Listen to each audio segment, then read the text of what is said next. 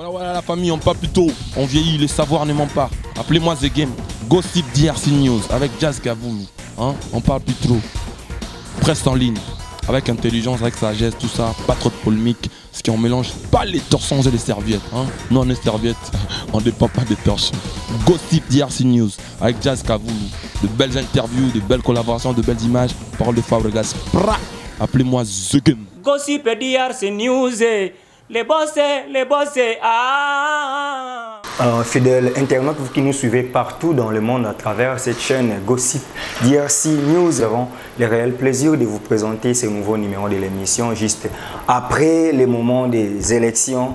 Aujourd'hui, nous sommes toujours pendant la période électorale, mais justement après la période sénatoriale, l'élection sénatoriale, nous avons le réel plaisir de vous présenter un nouveau élu au Sénat. Lui, c'est M. Valentin Guérengo, que nous présentons aussi son profil. Il est également président interfédéral du Mouvement de Libération du Congo, MLC, en sigle de Chairman Jean-Pierre Bemba. Il est sénateur élu sur la liste du MLC. Monsieur le sénateur, bonsoir. Bonsoir.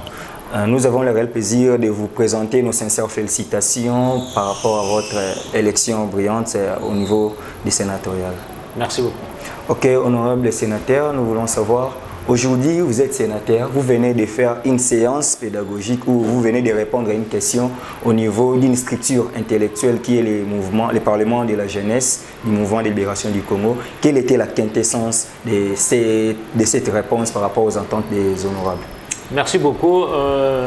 Je suis effectivement invité au niveau du Parlement de la jeunesse pour clarifier ma position par rapport au communiqué que la réunion interinstitutionnelle a publié sur la suspension de l'installation du Sénat et le report des élections du gouverneur.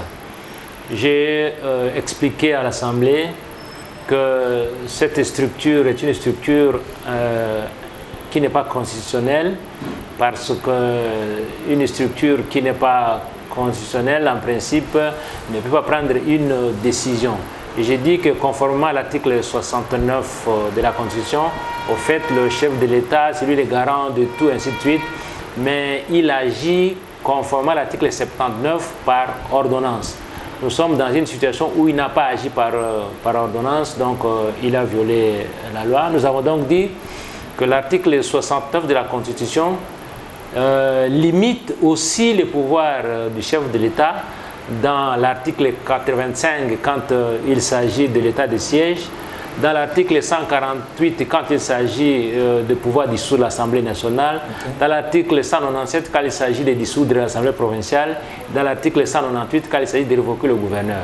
Donc nous disons en ce qui concerne le Sénat, l'article 114 devait être respecté parce que la loi dit que 15 jours après l'annonce de résultats, les sénateurs se réunissent de plein droit. Donc, quand vous demandez la suspension ou le report de la première plénière du Sénat, c'est que vous avez violé l'article 114.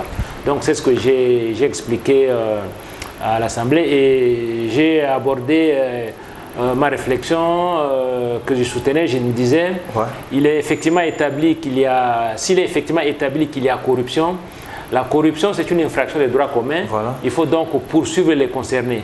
Ce n'est pas parce que... Les corrupteurs et les corrompus. Donc, il faut le poursuivre plutôt que de pouvoir vous attaquer aux institutions. Okay. Et j'ai dit, s'il est effectivement établi que clairement, il y a eu une corruption massive, c'est que cette corruption n'a pas commencé maintenant. Cette corruption a commencé aux élections présidentielles, aux législatives nationales et provinciales.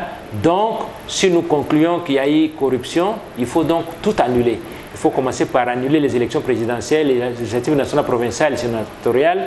Et pour qu'on n'ait pas le vide dans les institutions, à ce moment-là, on va désigner le président intérimaire, on va désigner les parlementaires intérimaires, on va désigner les ministres intérimaires. Et c'est seulement après qu'on va se donner un temps, soit 6 mois, soit une année, soit 2 ans, pour aller aux élections et désigner à ce moment-là les animateurs qui sont crédibles, parce qu'on estime que les animateurs maintenant ne sont pas crédibles. C'est cette réflexion que nous avons faite pour analyser. Mais si on estime donc qu'il faut tenir absolument la décision qui avait été donnée d'annuler les élections sénatoriales ou insister sur la suspension. Donc, je pense que logiquement, on devait répondre à la vérité des urnes que Fayoul le réclamait. Nous disons donc que Fayoul avait raison et qu'il faut reprendre les élections après un délai qui aura été donné par une structure qui réunirait les gens pour un dialogue afin qu'on en arrive là. Voilà. Il faut un président intérimaire et les honorables députés, sénateurs intérimaires. Tout à fait. J'ai parlé de Parlement. Parlement signifie que l'Assemblée nationale, le Sénat oui. Et puis même les assemblées provinciales. Donc on désigne des intérimaires. Voilà quoi. Ok, merci, messieurs les sénateurs. Maintenant, nous voulions savoir, vous dites au MLC que vous allez siéger les 30, tandis que c'était les FCC qui avaient dit ça en premier. N'est-ce pas soutenir la position du FCC pour combattre vos anciens amis de l'opposition? Non, c'est-à-dire que nous disons que nous respectons les textes, nous sommes légalistes. L'article 114 de la Constitution nous dit que nous devons nous réunir de plein droit 15e jour après l'annonce des résultats. Si nous n'allons pas nous réunir au 15e jour, c'est-à-dire que nous avons violé la Constitution autant que le président de la République a violé. Donc, nous irons siéger le 30 mars. Si on nous empêche de siéger, celui qui nous aura empêché va violer la Constitution. Voilà ce que nous avons dit. Ok, mais dans la logique de la MOCA, nous avons vu hier, pour essayer aussi de bouger l'actualité, il y a eu une réunion tenue à Bruxelles où on a constaté l'absence remarquable de M. Katumbi Tchapou et Moïse, pendant que les gens disent que Moïse aurait parlé avec les caches pour rejoindre cette plateforme. Quel sera votre commentaire là-dessus? Nous savons officiellement qu'au niveau de la MOCA, on est en contact permanent et suivi avec Moïse Katumbi. Moïse Katumbi avait un agenda, il devait répondre à une invitation aux États-Unis et c'est ce qui l'a empêché de participer avec les autres, mais il avait envoyé son représentant qui a siégé au même titre que les autres. Nous pensons que d'après ces informations, il aura terminé avec le travail qu'il avait à faire. Il va rejoindre les autres parce qu'en principe, une dernière réunion est projetée le 24. Voilà. Le dimanche 24, il sera là et je crois que c'est le 24 qu'on va donner en principe le communiqué final pour clôturer les réflexions qu'on fait sur la MOCA. Donc, jusqu'à la preuve du contraire, Moïse Katumbi est avec nous au sein de la MOCA. Et le MLC est parti comme la première force de l'opposition avec 22 députés nationaux et 4 sénateurs. Le MLC PC prétendre avoir le poste du porte-parole de l'opposition. Il faut savoir que le parti politique légalement constitué au niveau de l'opposition, effectivement, c'est le MLC qui est le premier parti politique de l'opposition. Nous ne sommes pas encore à l'étape de porte-parole de l'opposition. Nous attendons voir, mais jusque-là, nous sommes les premiers partis de l'opposition. Jusque-là, vous êtes le premier parti de l'opposition. Nous avons compris quelque chose. Jusque-là, il n'y a pas la liste définitive des assemblées, que ce soit nationale ou provinciale, tandis qu'il y a des lois, il y a des élections du bureau définitif aux assemblées provinciales, il y a les élections des sénateurs. N'est-ce pas encore une violation effective de la Constitution? Et quelles sont les mesures à prendre s'il faut revérifier cette démarche? Bon, personne n'a violé la loi parce que les règlements intérieurs, ce sont des textes internes aux institutions. Au niveau de l'Assemblée provinciale, parce que c'est de cela qu'il s'agit pour Kinshasa, l'Assemblée provinciale de Kinshasa a élaboré son règlement intérieur qui lui permet de respecter dans son fonctionnement. L'opération d'élection des sénateurs, c'est une opération qui est faite par la CENI. La CENI a également son règlement intérieur qu'elle a respecté. Mais si la CENI est allée organiser les élections sénatoriales au niveau de l'Assemblée provinciale, c'est parce que les électeurs naturels des sénateurs se retrouvent là-bas. Il aurait pu convoquer les députés nationaux ailleurs et organiser les élections. Donc, le règlement intérieur de l'Assemblée provinciale ne concerne pas la CENI. La CENI agit conformément au règlement intérieur, à son règlement intérieur. Là, nous sommes à l'article 112 de la Constitution et l'article 160 de la Constitution. Donc, ces articles disent clairement que chaque organisation, avant de fonctionner, doit avoir déposé son règlement intérieur pour avis au niveau de la Cour constitutionnelle. Or, nous sommes dans une situation où les calendriers, c'est un calendrier de la CENI a fait son calendrier pour les élections sénatoriales, pour les élections de gouverneurs. Donc c'est une activité de la CENI qui n'a rien à voir avec l'activité de l'Assemblée provinciale. Et d'ailleurs, pour preuve, pour qu'on parle de l'activité de l'Assemblée provinciale, il faut que ce soit le bureau de l'Assemblée provinciale qui dirige. Nous sommes dans une situation où c'est la CENI qui a dirigé les opérations d'élection des sénateurs. Donc, il n'a rien à voir avec les règlements intérieurs de l'Assemblée provinciale. Merci. Nous avons constaté pour Chité qu'il y a un torchon qui brille entre les FCC et les CACH. C'est comme si les choses ne vont pas bien. Et quelle est la réflexion des sénateurs guerriers qui engagent le mouvement de libération du Congo? C'est-à-dire qu'on s'attendait à cela, ça va pas être facile parce que FCC c'est un parti qui a géré et CACH c'est un parti de l'opposition qui est arrivé aux affaires. En réalité, le FCC devait se transformer en opposition oui, pour permettre au CACH d'être au pouvoir. Maintenant ils se mettent ensemble et malheureusement pour eux, FCC a beaucoup de députés, que ce soit au niveau de la députation nationale, députation provinciale et au niveau du Sénat. Ce qui veut dire que le président de la République n'a pas une marge de manœuvre suffisante. Le président de la République ne peut pas actionner l'article 85, il ne peut pas actionner l'article 148, l'article 197, 198, il ne peut pas les actionner. Il ne peut pas les actionner. Mais par contre, l'article 166, eux peuvent actionner, ils peuvent destituer le président en le mettant en accusation parce qu'ils ont la majorité. Donc, ils n'ont pas bien réfléchi. Bon, au fait, c'est aussi le moindre mal parce que si le FCC passait à l'opposition, le CACH allait être embêté pour travailler. Mais ce que nous devons noter est que le chef de l'État, Antoine Félix Tshilombo, va faire la volonté de FCC. Parce que s'il refuse de faire la volonté de FCC, on va le mettre en accusation s'il a violé la Constitution et ça va être difficile pour lui. À moins qu'il fasse un accord comme nous, on avait fait à l'époque en 2003. Nous avons fait un accord pour dire que comme nous sommes en transition, personne n'a gagné les élections. L'Assemblée nationale ou le Sénat ne peuvent destituer les présidents de la République, ne peuvent destituer même un ministre. Si un ministre commet une faute, on le renvoie à son parti politique pour les sanctionner. Et cet accord-là a permis que la transition puisse aller jusqu'au bout. Mais s'ils ne font pas cet accord-là, ça va être difficile pour que le chef de l'État travaille. Il va être comme un roi qui règne mais qui ne gouverne pas. Est-il permis constitutionnellement qu'un paisible citoyen puisse ester un président de la République en justice? Le cas de ces journalistes, notre confrère qui a esté président de la République en justice. Je dis que bon, c'est tout Congolais, de son droit peut constatant une infraction de violation de la Constitution, peut adresser un courrier à la Cour constitutionnelle, mais malheureusement pour votre condisciple, il semble que pour votre collègue là, il semble qu'il n'est pas journaliste, il n'a pas la qualité, donc on va lui répondre carrément que cette qualité qu'il a affichée, il ne l'a pas. Voilà. Donc le jour où le MLC me dit je ne veux pas de toi, moi je vais quitter. C'est comme ça que ça doit être. Les gens ne peuvent pas se camponner à un... Non, les sièges que moi j'occupe au Sénat aujourd'hui, ce n'est pas moi qu'on a voté. On a voté les MLC. Les jours où le MLC dira non, toi tu as de la peur de pas. Moi je vais quitter. Je ne vais pas aller à la justice, je vais quitter, je vais démissionner du parti. Si cette logique-là demeure, la discipline du parti va être là et le parti va être grand. Donc c'est la logique, c'est comme ça que vous avez pensé, mais non, il vient d'être élu, tout ça là, il veut quitter, il ne va pas. Mais pourquoi? Non. Les sièges ne m'appartiennent pas. Si même me dit aujourd'hui, dans tous les cas, vous n'êtes pas nombreux, vous n'êtes que 4 MLC là-bas, 22. Votre voix ne sera même pas, ça ne sert à rien, on va quitter. Nous, on va quitter, moi je vais quitter. Mais je sais que beaucoup ne quitteront pas. Beaucoup ne quitteront pas parce que beaucoup croient que les sièges leur appartiennent. Non, non, non.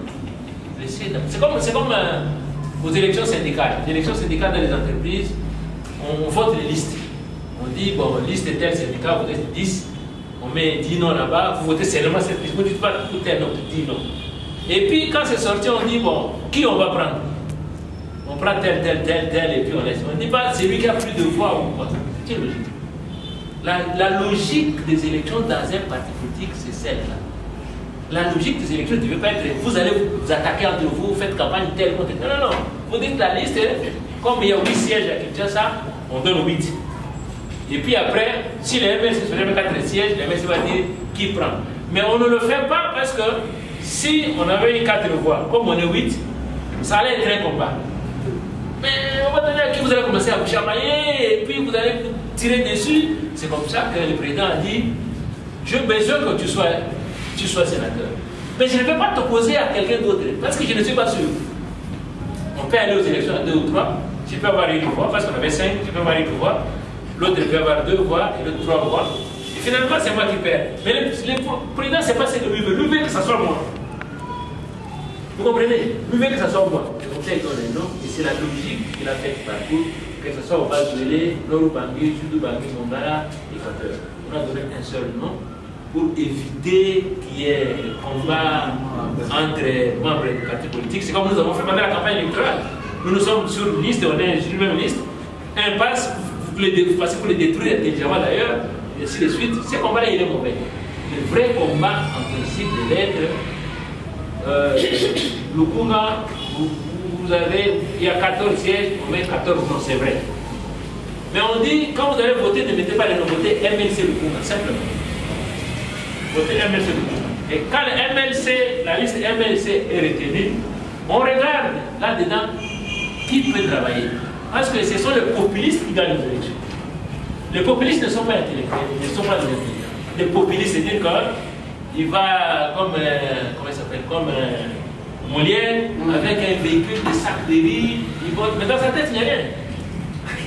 Vous comprenez? Oui.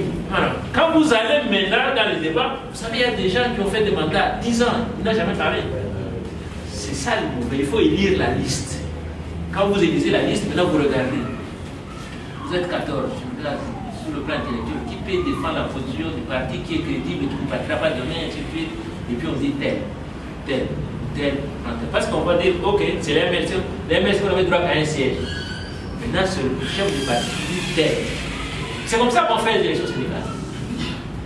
Et maintenant, les élections sénégales ont commencé à changer. Elles deviennent comme les élections politiques, on commence à voter chacun. Mais non, la logique, c'est celle-là. Parce que, au fait, on ne va pas aux élections, comme j'ai dit, on est élu pour les sièges du parti. Mais on donne à celui qui peut défendre le parti. Parce que on est allé aux élections législatives, vous avez des grands professeurs d'université qui ont échoué, professeurs d'université. Mais un pouce-pousseur a gagné. Vous comprenez? Mais qu'est-ce que vous voulez? Vous voulez l'excellence ou la médiocrité? C'est ça le problème. Il faut aimer l'excellence. Donc, dans les postings que j'ai fait, c'est toute une philosophie là-dedans. Toute une philosophie de réflexion et que les politiques doivent s'habituer à ça parce que c'est assez difficile. Je sais que beaucoup de mes collègues se sont fâchés, ils vont attaquer, ils vont aimer ça. Ils ne comprennent pas que j'ai sécurisé leur siège par absurdité. C'est ça. J'ai sécurisé. Et vous avez vu immédiatement après, aujourd'hui, les calendriers sont pour les gouverneurs. Pour les sénatoriales, rien ne va sortir parce qu'on n'a pas annulé les élections. Donc, peut-être on va nous laisser aller, l'article 114 a verrouillé, vous allez commencer. Et on dit non, on va arriver les 14, on va arriver parce que c'est le 30. Pour essayer de jouer un peu, le secrétaire général qui doit nous recevoir, peut-être n'est pas là. On dit bon, comme il n'est pas là, il a voyagé, il vient dans 2-3 jours. Pour que ne se sente pas frustré, on vient dans 2 jours, on sait qu'on a prolongé. Mais c'est pas, à ce moment-là, on n'a pas violé la loi. Mais si les 14, on va, on met les militaires, vous n'entrez pas, la loi est violée. Parce que de temps en temps, je vais commencer à faire appel à vous, on va aller au Sénat, hein, on va commencer à défendre des questions du parti, et ça va vous permettre de vous exercer, de rentrer, de continuer le travail ici. De la même manière pour la commission financière, quand le budget, quand on va envoyer le budget, on va vous envoyer, vous allez traiter, ça va vous permettre de voir comment on fait. Vous devez le faire ici. Parce que désormais, tout ce que vous allez commencer à faire ici, c'est ce que nous allons commencer à faire là-bas. Vous êtes capable de nous contredire, parce qu'au fait, vous arriverez à nous contredire parce que nous n'avons pas la majorité là-bas. Nous, ce qui va être voté, ça sera ce que cache FCC vont vouloir. Mais vos réflexions, vous, pour vos annales, vous allez vous faire réfléchir autrement que ça. Vous allez le faire. C'est pour dire que vous n'êtes pas devant le copiste, pour dire, ah, pour telle question, ils ont voté comme ça. Non, ils ont voté comme ça. Non. Vous allez dire qu'ils ont dit ça, c'est vrai parce qu'ils ont la majorité, c'est comme ça qu'ils ont fait ça, mais la réalité aurait voulu que ça soit tel. Cet exercice-là vous permettra de pouvoir rester rationnel. Parce que ce qu'on va faire là-bas, il n'y aura rien de rationnel. Ce qu'on va faire là-bas, ça sera politique. Ce qui est rationnel, c'est ce que vous allez sortir d'ici. Donc, que ce soit commission au niveau financier, l'énergie ou socio-culturelle, c'est pour la commission-là. Je veux ces gens-là parce que je suivais l'Assemblée nationale, parce que ça va être la même chose à l'Assemblée provinciale. Maintenant, on a l'Assemblée, surtout au Sénat, on exige qu'un élu se soit accompagné d'une équipe de connaisseurs pour faire le travail. Parce que la plupart des députés ne connaissent rien, ils ne peuvent pas être nommés. Mais s'il a une équipe qui doit être rémunérée naturellement par l'institution, s'il a une équipe qui va les soutenir, une équipe fait le travail pour lui, même s'il ne sait pas parler, il va le publier. C'est comme ça qu'on a essayé de voir ça à l'Assemblée nationale. Nous promettons qu'on sera toujours là, on attend que ça pour vous aider les partis. Vous avez suivi le président, le sénateur Guérengo. Vos doutes sont dissipés. Il vous a expliqué pourquoi il dit qu'il faut un président intérimaire et tout ça. Parce que nous avons notre logique à la Mouka, que personne n'a été élu de manière régulière. Vous avez compris, on prend 5 questions, vous lui posez, il répond, après nous concluons, on les laisse et nous continuons.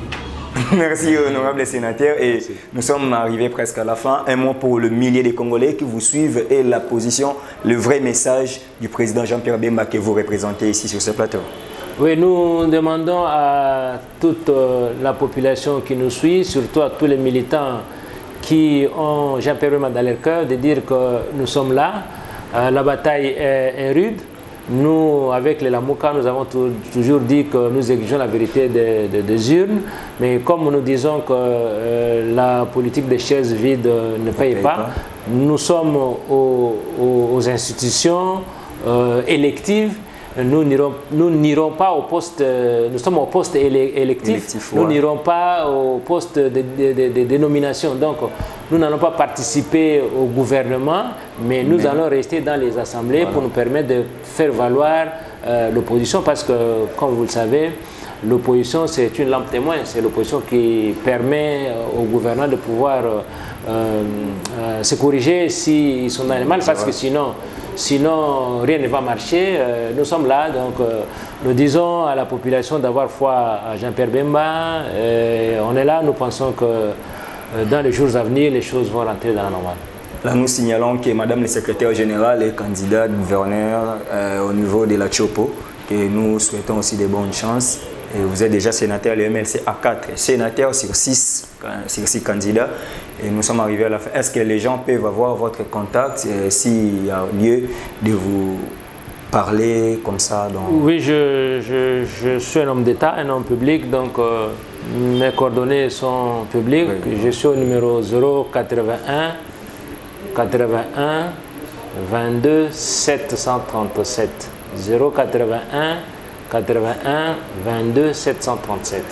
Merci honorable Valentin Guérengo. Donc chers amis fidèles internautes, c'était le sénateur Guérengo, président interfédéral du mouvement de libération du Congo. Il est aujourd'hui notre invité sur ce plateau que nous avions eu le réel plaisir de lui poser nos questions que vous nous avez envoyées. Donc sur ce, nous vous disons merci, et je dis comme ça, merci à cette équipe technique qui m'a tenu vraiment compagnie. Merci comme ça Gilles Vazolandonga, merci à Washi Matondo, je dis merci à Banque Mondiale qui a réalisé, merci à Rishi Ngoma, merci comme ça, à Dieu merci Ndomba si c'est ça, mon équipe technique, Queen l'impératrice. Vous et moi, on se retrouve très prochainement pour un nouveau numéro de l'émission Masolo ya Politique. Ici là, portez-vous bien. Voilà la famille, on parle plus tôt, on vieillit, le savoir ne ment pas. Appelez-moi The Game, Gossip DRC News avec Jazz Gavoumi. Hein? On parle plus trop.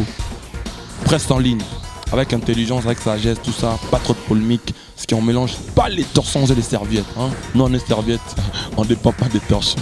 Gossip DRC News avec Jazz Gavoumi. De belles interviews, de belles collaborations, de belles images. Parole de Fabregas.